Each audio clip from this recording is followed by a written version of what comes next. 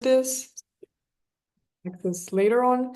And just to make things clear, this session is all about you. So as we all gathered in this cozy room of ours, I want you to feel confident. I want you to feel comfortable in sharing your insights. If you have anything you'd like to share with us, any comments you'd like to share, make sure to drop it in the chat section. And if you have any questions, make sure to put them in the Q&A section as well that we'll be covering later on.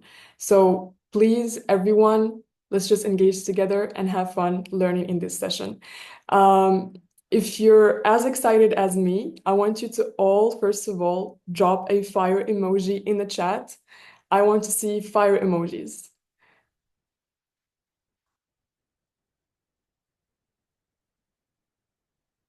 Yes, Fadzai is on fire. Who's on fire as well? And also, you guys have access to the chat, so just make sure to engage with us there. And maybe let's start with let us know from which city you're watching or which country you're watching this from. Me personally, I'm all the way here from Morocco.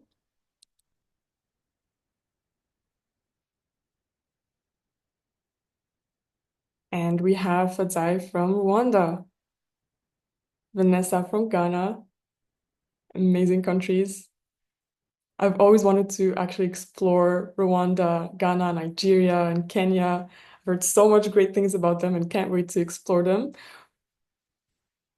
And yeah, we have Zainab from Nigeria. Amazing.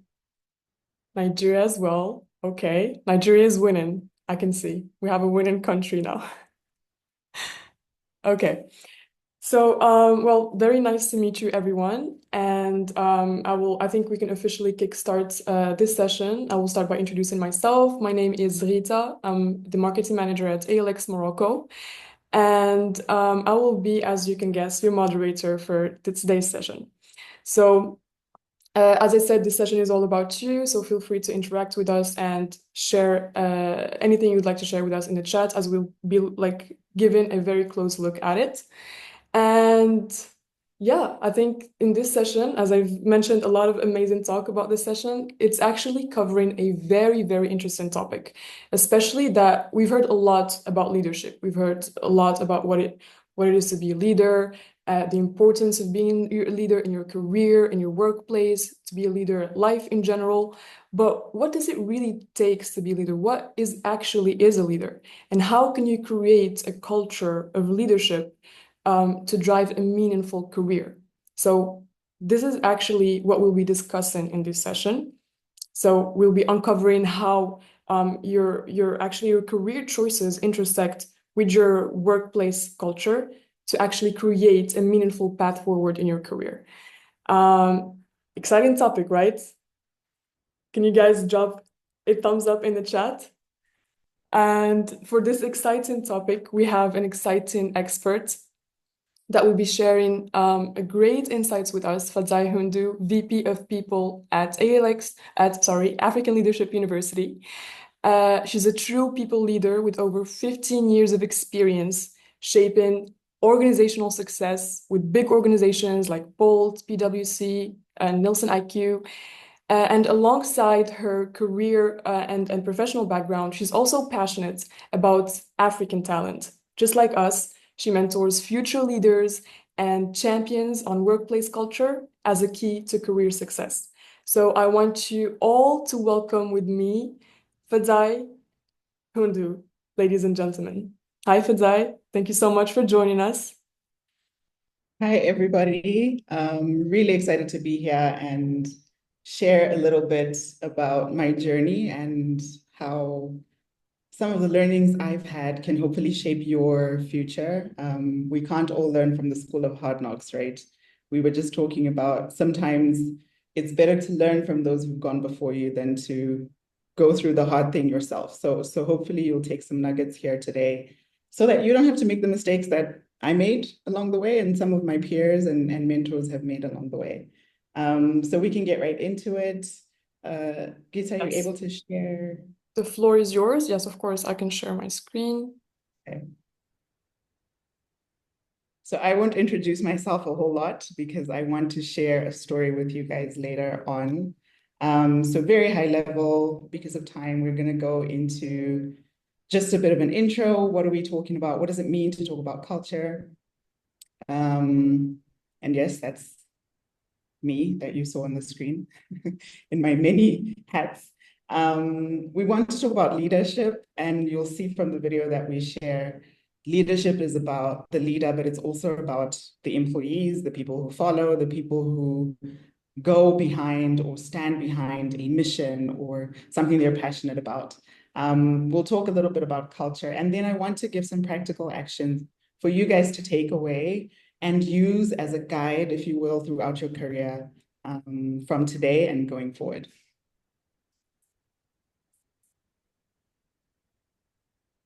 I will play the video.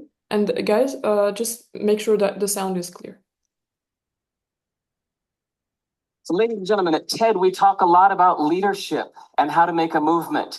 So let's watch a movement happen, start to finish, in under 3 minutes and dissect some lessons from it. First, of course, you know, a leader needs the guts to stand out and be ridiculed. But what he's doing is so easy to follow. So here's his first follower with a crucial role. He's going to show everyone else how to follow. Now notice that the leader embraces him as an equal. So now it's not about the leader anymore. It's about them, plural. Now there he is calling to his friends. Now if you notice that the first follower is actually an underestimated form of leadership in itself. It takes guts to stand out like that. The first follower is what transforms a lone nut into a leader.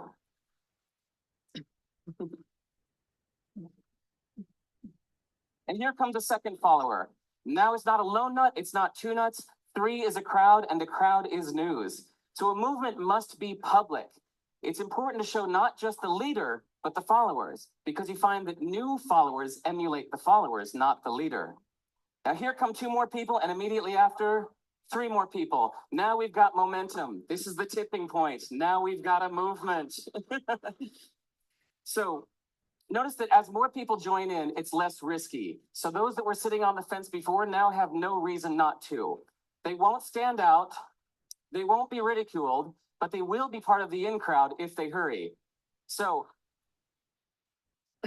over the next minute, you'll see all of the those that prefer to stick with the crowd, because eventually they would be ridiculed for not joining in. And that's how you make a movement. But let's recap some lessons from this. So first, if you are the type, like the shirtless dancing guy, that is standing alone, remember the importance of nurturing your first few followers as equals. So it's clearly about the movement, not you. Okay, but we might have missed the real lesson here. The biggest lesson, if you noticed, did you catch it? Is that leadership is over-glorified. That yes, it was the shirtless guy was first, and he'll get all the credit. But it was really the first follower that transformed the lone nut into a leader. So as we're told that we should all be leaders, that would be really ineffective. If you really care about starting a movement, have the courage to follow and show others how to follow. And when you find a lone nut doing something great, have the guts to be the first one to stand up and join in. And what a perfect place to do that, TED. Thanks. Well, obviously leaders, social anxiety is scared of leaders. Would love to hear people's takeaway as you watch that video, but I've just put here very quickly a summary of what you can take away from that and what doesn't matter, right? If we're talking about culture, the key here is about this is what shapes your culture. And I'll talk a little bit about that today. I'm seeing a question in the chat. I'll get to that in a bit. But one thing that he said that stood out is that the first follower is often the most underestimated form of leadership. So we want to talk about that. And I want to take you through my own leadership journey and lessons I've learned. So what you'll see here on the next slide is where I started my career. Do you guys remember your first job? Can someone type in the chat? What was your first job ever in life? And this could be from, you know, I did an internship, or I helped my aunt. Some of us who have aunties working somewhere would love to hear what some of your first jobs were. And as you think about that, what is your dream job? And how do you go from where you started in your career to whatever your dream job or your self-actualized version of yourself in your career is? So my first job, as far as I could remember, as I was thinking about this, was as a barista. So I was in university doing my undergrad. I needed money as an African going to school in the US. And so I had to take many jobs, one of which was a barista, serving people coffee and making panini sandwiches. And today I sit as a VP of people, as Gita said in her intro. I've been very privileged to work in some great organizations, but also in many countries. And these are like 7 lessons I've learned along the way. And I will tell you my experience, basically the things you won't see people post on LinkedIn, the things you won't hear people talk about. Life isn't about what happens to you or even what you know or what you're good at. Life is about the ability to respond. And I say respond on purpose and not react. It's in the critical moments when things get hard. I'll tell you about a time that I had to fail quite badly before I was able to move to the next level or to, get to the level that I wanted to be at. And one of those times I remember as a consultant back in my early days. So I think my third job was as a consultant at PwC. And we had to present to board members, and I mixed up the names of the board members. I was nervous, presenting for the first time, and called the CEO, the prior CEO's name, which was quite insensitive because if you know anything about transition, sometimes it can be really bad. But in that failure, it's important to learn what is it that you can not do again. Maybe I'm pushed by fear of embarrassment as one thing. Maybe it is just, as an African woman, you don't embarrass the entire family and the entire clan. I'm a firstborn daughter. So these are areas where in my leadership journey, learning to fail, but taking lessons from them to make sure I don't repeat the same thing over and again is really important. Taking choices that are your own. So I had the opportunity early on in my career. I was making, at the time, what seemed like a lot of money. It was probably like $500 a month. And I got a job where they offered me 40% less than what I was making. And everybody told me I was crazy. Everybody was like, you can't take that job. Hands up if you would take a 40% cut today on a new job. Would love to see who would do it today in this environment. But I did it because I was clear on where I wanted to go, what I wanted my career to look like going forward, what that door and opportunity would do for me. So be clear about the choices that you're making and why. Another very critical point in my career was when I got promoted to lead some of my peers. Now, you know this story where you've been the same level as everybody, then you do really well suddenly. And you're the people who you guys have been in the room where you're talking about the boss. Huh? And you're saying, well, they micromanage a little bit, or they always show up in a certain way, or today they're in a bad mood, or whatever it is. And it may be petty things, but suddenly you're the boss amongst people who you used to talk with, and so on. So I think the key for me being promoted at that time was, how do you navigate? And some of the lessons I've learned here will be things I'll share today. You guys are very quiet. Are we together? Are we still following? Type in the chat something. Yes, everyone, don't hesitate to stop us, share anything you'd like to share. As I mentioned earlier, this session is about you. Okay.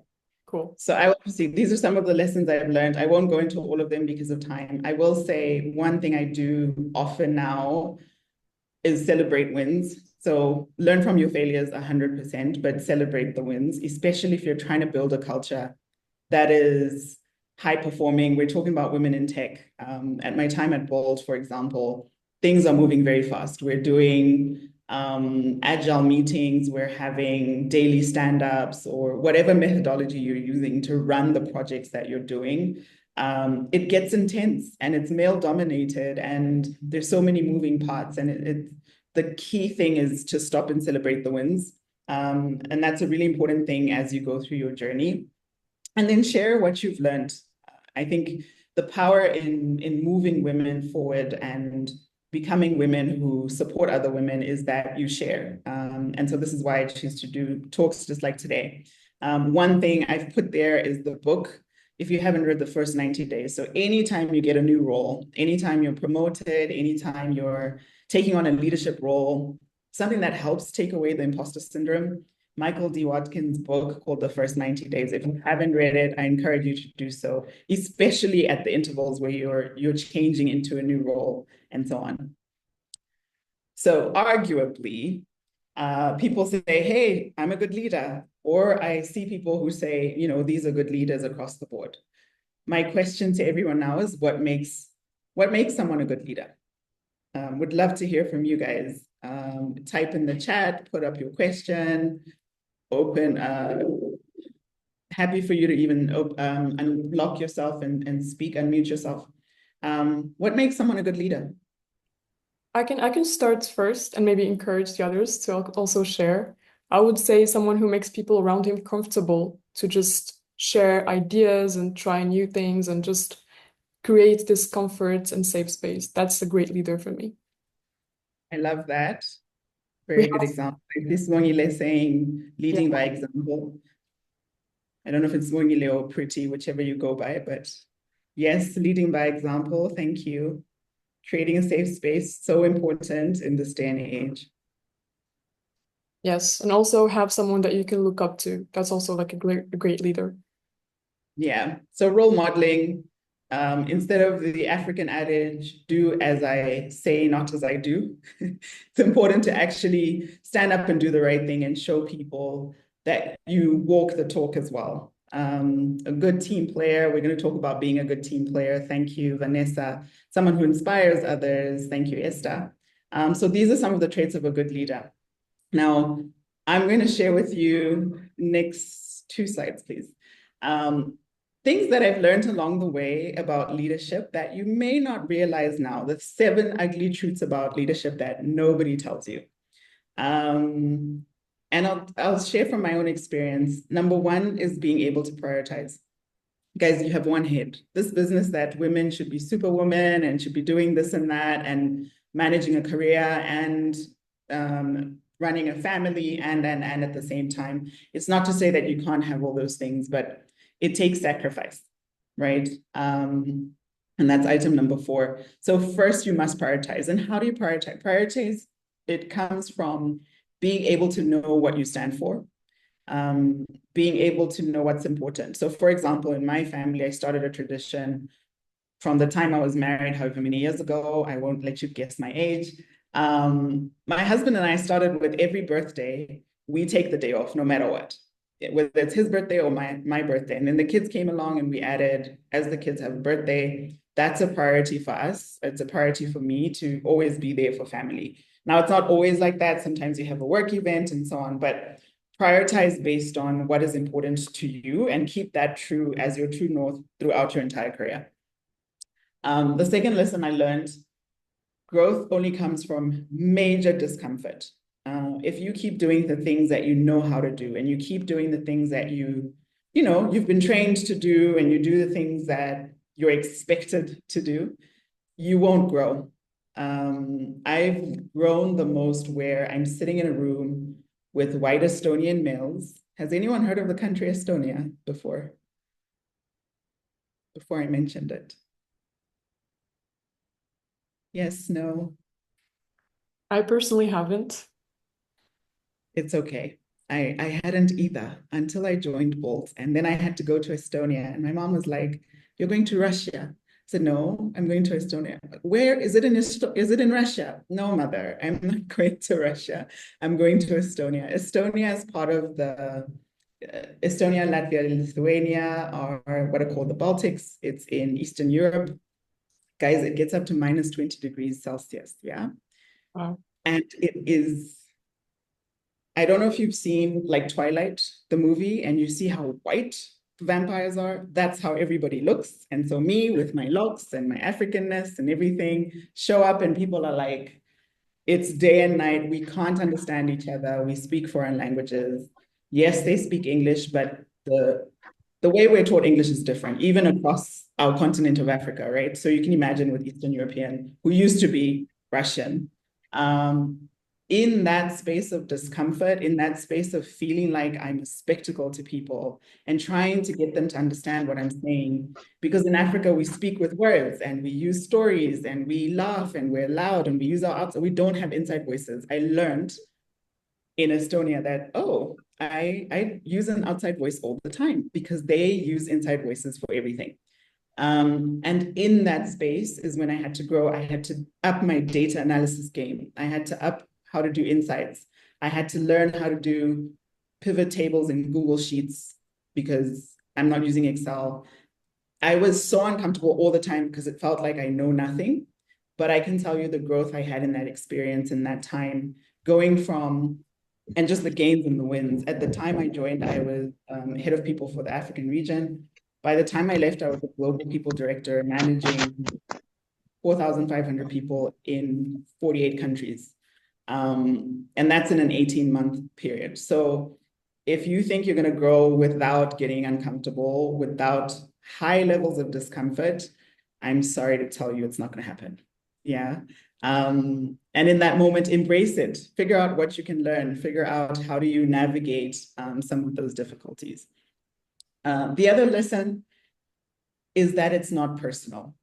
The more senior you get, the more you get involved in things, you put up your hand, you have the courage to take on a difficult thing, people are going to give you feedback. And sometimes it's not pretty. Sometimes it is so direct. I remember working on a project for almost 3-4 months and coming out and like, yes, I know how to do this. We've done reports for clients in the past and I've done it and I've aced it. And my manager came on the call and she's like, oh yeah, we've changed direction. We're not going that way anymore. Let's move on. I was gutted and I took it personally because I'm like, this was my hard work for such a long time. But her feedback was, it's not about you. The business is going to change. You're going to take what you've learned. I later used the report in another business case we were doing. So don't take it personal. If I give you feedback and I say, hey, Esther, this report is late. I'm not getting the information and the data. It's not about you. It's the information. So that's a really important thing. It requires sacrifice. I won't repeat that, but as I was saying, you can't do everything at the same time. So something has to give if you're taking a stretch role and so on. Leadership is lonely. And I'm sure you've heard this a lot, but I'll tell you there's a story of when I wear the HR hat, but also I'm a global leader, right? And so there was this group, as we have WhatsApp groups, people are talking and chatting, and I chimed in on a joke. And the next day on our Slack with 4,500 people, someone had screenshotted what I said and says, the entire company believes this. And it was, I can't even remember what it was. It was a menial topic. But in that moment, I realized as a leader, as you become more senior in your role, if you're a founder and you're starting your company, be mindful about what you say, because you don't speak on behalf of just you anymore. It's not a story of Lalisa. It's now Lalisa speaks on behalf of ALX. So be careful about that and conscious about what you're saying and in which spaces you navigate and speak to. And that comes to point number 6, which is creating a safe space. Do people have a best friend at work? Gita, do you have a best friend at work? Yes. And Okay. Weirdly enough, my best friend was my top manager. And I'm not saying this because he's my manager, but he's also been a great mentor and a great example of leader that we even like became best friends. That's amazing. You should, yeah, always remember that leader. Swangile says no, never. Vanessa says no. Esther, well, no. A lot of people saying no. I used to think, I used to be like that. I used to keep my personal space personal. We are not here to be friends. I'm here on a mission. I'm going to be a global leader in Europe, and no African has ever done it. So I'm going to put my head down and get to work, right? And a lot of people tell us, don't keep your personal things in the workspace. And while that's true, what I've learned is you need a safe space because you're trying to do something difficult. You're trying to do something nobody has done before. You're that first follower who's seeing something that's important, but people think it's not popular, right? I always say it's important to give people a second chance, or I always say it's important to give people the benefit of the doubt. So I don't have a degree, so what? Are you able to do the job? Where people are like, hey, we need a degree, for example. I've never done coding, but I have a tech degree as an example. Give them a chance and give them an opportunity. I will have a lot of people fighting me. And you can imagine in tech industry where it's male dominated by people who have a very similar like background and experience and growth journey. And then here comes Swangile from South Africa, I'm guessing, who has never even done anything global. And how dare she come in here and say she has a chance? And then I come in and I say, actually, you should give them a chance. You can imagine everybody in the room is like, Fadzai is crazy. She doesn't know what she's talking about. I don't trust her, etc. In those moments where you're fighting a lot of battles, it's important to have a safe space where you can just say, I'm tired of fighting and I still need to fight, but I need help. Or how do you navigate it? And so the places where I've been able to find, and when we say best friend at work, it doesn't mean you're not talking, you're gisting stories, as my West Africans will say. I've seen Team Niger here. It's not for gist, guys, Abby. It's for in the workplace. I'm struggling with a breakthrough. I'm trying to get through to my manager's manager, and I need them to give us approval on something, or I need to influence a department. Group projects are tricky, yeah? So sometimes group projects are, I need the legal team to give me a document and they're spending a lot of time, they haven't come through to me. You need someone who's been there and can tell you, hey, this is how you navigate it in this organization. So your best friend at work is not for, what did you do last weekend? And how's your boyfriend or your husband or your kids? But it's really about navigating the space that you're in and sharing that we need to be able to push each other through the difficult things. A big learning on leadership is no is a sentence. Would you like to do this? No. And move on. I've seen people typing it in the chat. I hope you're able to do so in the workspaces, because sometimes it's not worth explaining and going through etc. Yeah. Any aha moments? Type something that has been something you didn't think about before about leadership. Would be great to hear from you guys as well. And if you have questions, feel free to stop me as well. I see we have 10 minutes. So yes, we can head back to the next slide. Yeah. And there you go. So what does it mean to be a great team player? So somebody said leadership is about being a great team player, and culture is about the leader, but it's also about the team. And you as either a leader or a team player play a critical role. All of us, even if you're a team leader, have a manager, right? Unless you're the CEO, founder, which even then you should report to a board or someone, your donors or VC, right? But I want to think in a traditional setup. Have you ever thought about what your manager is going through during difficult times? And difficult times doesn't have to be like redundancies or something really intense, salary cuts, which is what people think about. Sometimes difficult times is one of our colleagues lost their dad and they're unable to, get to work and feel okay. And this person had such a big project or was holding a big part of the project. Now the rest of the team still needs to perform while this person is out. How does the manager make decisions in that time? And what is your role? If you're going to be really a great team player, and this is where culture comes in, it's not in the easy moments, because it's easy to be good and listen and all of that when things are going well. It's when things are hard. It's when things are, and it's not hard like I said, it's not like crazy thing. It's everyday life. It's someone had their house robbed last night. and they need to perform. It's someone had a car accident this morning. It's life, right? Life is lifing, and we still need to bring the team to delivery. How do you, as a team player, support your manager in that moment? So we always think, oh yeah, my manager wasn't great today. Would you have liked to be, if you were in your manager's shoes, would some of the things you've said or done in a certain situation have helped or made the situation worse? And I think this is always something that I think about and has helped me navigate. Am I making the right, because culture is a set of behaviors and values, right?